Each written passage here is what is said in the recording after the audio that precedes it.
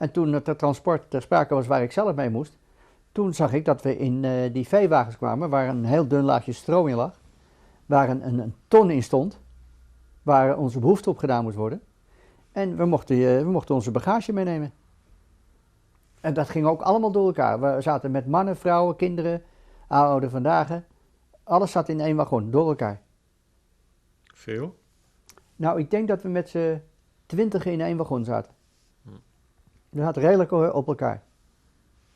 De een lachte, de ander huilde, de ander voelde zich ziek. Ik was betrekkelijk jong, ik had nergens zo gauw last van. Nee. Ik was ook omdat ik nogal tenger was ik een kleine eter. Dus dat rantsoen wat we daar kregen, dat was voor mij voldoende om in leven te blijven. Daardoor had ik nooit geen klachten direct, lichamelijke klachten. Hoe lang duurde dat, die trein? Die trein die heeft wel een week geduurd. Bent u in die tussentijd eruit geweest? Nee, we zijn er nooit uit geweest. Maar er zaten spleten in, bovenin, met luchtgaten. En daar kon je dus naar buiten kijken. Maar ik kon me niet oriënteren waar we waren. Af en toe stond je dan eens op. Je lag en je zitte en je hing. Van alles gebeurde daar. Het begon op de duur vreselijk te stinken. We konden ons niet wassen. Nee. En geen eten en drinken gehad toen. Was ook een klein vat met water, geloof ik. Maar dan weet ik niet meer zeker of we water hebben gehad. Maar ik weet wel wat we toen al flink uitgedroogd raakten toen we uiteindelijk op de plaats van bestemming kwamen na een week. En dat was 's avonds. We zagen overal lichten branden. Dat was een heel groot complex. En iedereen vermoedde al dat het was en dat het Auschwitz zou zijn. Of een ander kamp.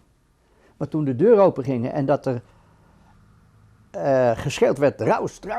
We moesten allemaal snel eruit. En toen zag ik ook allemaal mensen in gevangenispakken die daar ook aan het helpen was. En daar hoorden we van dat het ook allemaal Joodse mensen waren. En er waren ook af en toe eens een enkele Nederlander bij en die vertelde, je zit hier in Auschwitz. En die gedroegen zich een beetje vreemd, want die mochten eigenlijk geen contact hebben met de nieuwe die aankwamen. Die nog in een gewone burgerkleren waren op dat moment.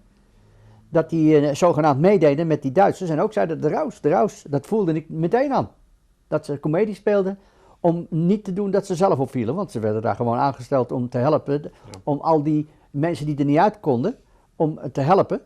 En om al de bagage eruit te halen. En wij moesten er allemaal uit. We moesten daar op een plat gedeelte staan. Dat was nog geen eens een perron. We moesten gewoon op de grond springen. En dat was op een plaats, de voorplek van Auschwitz. En dan zag je in de verte dat kamp staan met al die lichten, die schijnwerpers en lantaarnpalen en rookpluimen, wat het ook was, weet ik niet. En toen kregen we die selectie daar. En toen werd er ook gezegd, toen werd al die bagage op één hoop gegooid, dat vonden we al zo vreemd. En toen heeft iedereen gevraagd van, mag ik mijn koffer niet? Nee, dat komt straks, dat gaat allemaal met de auto's. Maar dat hebben we nooit meer teruggezien. En daar vond die selectie plaats door die bewuste, hoe heet die man ook weer die dat, die dokter die die selectie pleegde. Mengele, geloof ik. Mengele was dat. Ik kon die man toen niet, maar toen we daar in de rij moesten staan en dat we één voor één naar langs moesten gaan. En toen werd je naar links of naar rechts gedirigeerd. Hij vroeg waar hij op lette? Ja, hij keek naar je lichaam. Hij vroeg gewoon hoe oud ik was. Ik heb me voorbereid, ik heb geleerd hoe je dat in het Duits moest zeggen, toen op mijn leeftijd. Ik geloof dat ik 15 zei. Of 16, 16, ik weet het niet meer precies. En dat was zo goed mogelijk geprobeerd. En toen moest ik in de rij staan en toen zag ik al dat ik in de rij moest staan. Met allemaal mannen. Allemaal flinke mannen. Daar kwam ik nog net bij. En ik had zo graag bij die andere rij willen staan, want ik zag al dat die allemaal in de auto's gingen. Die werden allemaal in vrachtwagens gestopt, dus die hoefden niet te lopen. En wij moesten lopen. Heb ik toen nog geprobeerd, na die selectie, om daar ook bij die andere groep te maken. Toen zagen ze me, toen schopte hij me terug. En later hoorde ik, toen ik daar aankwam, dat die allemaal meteen vergast werden. En dat realiseerde ik me niet. Dat heb ik me niet gerealiseerd. Pas toen ik in het kamp kwam, en toen zei ik, en ik wou er nog wel bij. Ik denk, nou, die hoeven dan niet te lopen, want ik zag dat het redelijk ver was. En ik voelde me al een beetje minder worden, omdat we die reis geen eten hebben gehad. Dus ik denk, nou, als ik nou met die transport mee mag, dan hoef ik niet te lopen. Maar achteraf is dus een soort redding geweest, dat ik daar niet meteen vergast werd. Want dat waren allemaal oudere mensen, kleine kinderen.